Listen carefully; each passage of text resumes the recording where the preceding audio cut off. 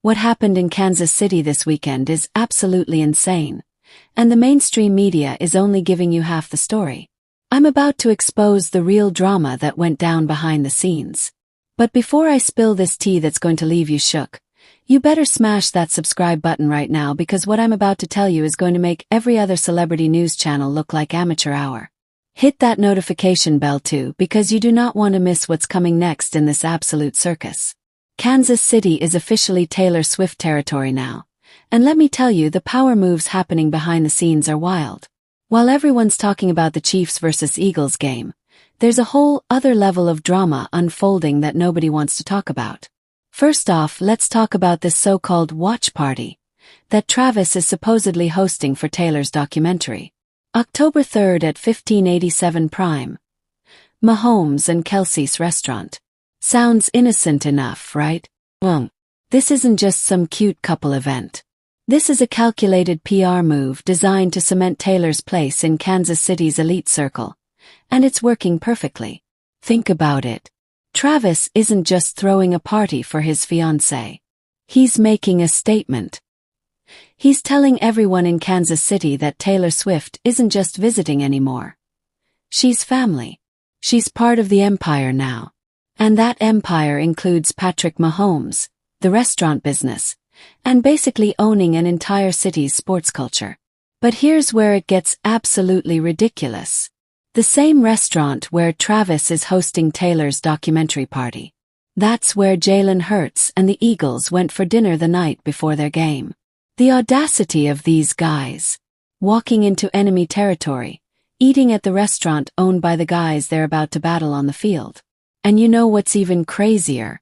Kelce and Mahomes showed up while the Eagles were there. Can you imagine that tension?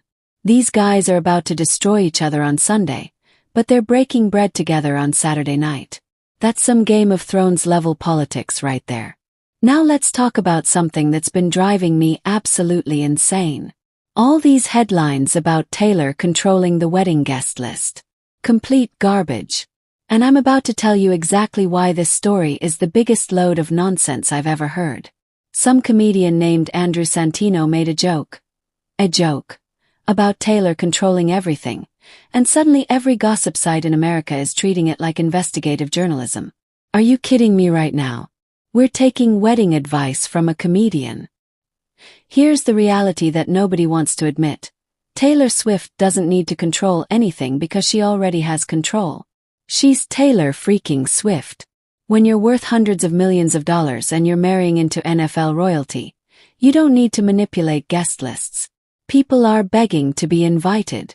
But let's dig deeper into what's really happening here, because this is where it gets juicy.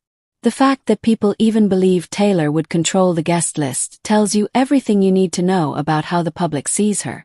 They think she's this controlling mastermind who manipulates everything around her. And you know what? Maybe she is. Maybe that's exactly how she's built this empire. Maybe every friendship, every relationship, every public appearance is calculated to perfection. But the difference between Taylor and every other celebrity is that she's actually good at it. Look at how she's integrated into Kansas City culture. She's not just dating Travis Kelce. She's become part of the Chiefs organization. She's invested in local businesses. She's making Arrowhead Stadium her personal kingdom. That's not accident. That's strategy. And speaking of strategy, let's talk about Miley Cyrus jumping on the congratulations bandwagon. Anyone who has been around them can see how in love they are. Really, Miley? When exactly have you been around them?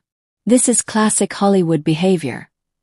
Everyone wants to associate themselves with the biggest story in entertainment. But here's what's really happening with all these celebrity congratulations. This isn't just about being happy for Taylor and Travis. This is about staying relevant. This is about making sure you're part of the Taylor Swift universe, because right now that's where the power is. The engagement announcement broke the internet for a reason. This isn't just a celebrity couple. This is a cultural phenomenon. Taylor Swift and Travis Kelce represent everything America is obsessed with right now. Pop culture, sports, money, and power. And Kansas City is eating it up. They've fully adopted Taylor as their queen, and she's loving every second of it. Season 3 of Taywag, as they're calling it.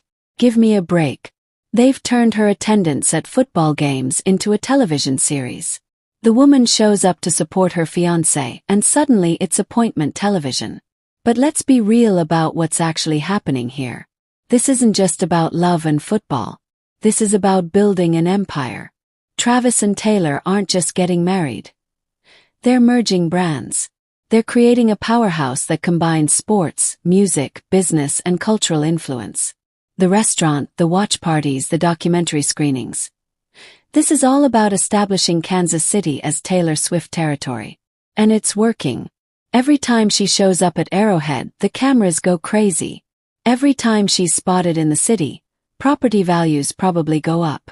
Now, if you're enjoying this deep dive into the real power plays happening in Kansas City, you better like this video and share it with everyone you know. I'm the only one brave enough to tell you what's really going on while everyone else is focused on cute couple photos and engagement rings. Here's what nobody wants to admit. Taylor Swift has effectively colonized Kansas City. She's not just visiting her boyfriend's workplace. She's made herself part of the infrastructure. The Chiefs, the restaurants, the local culture. It's all part of her domain now.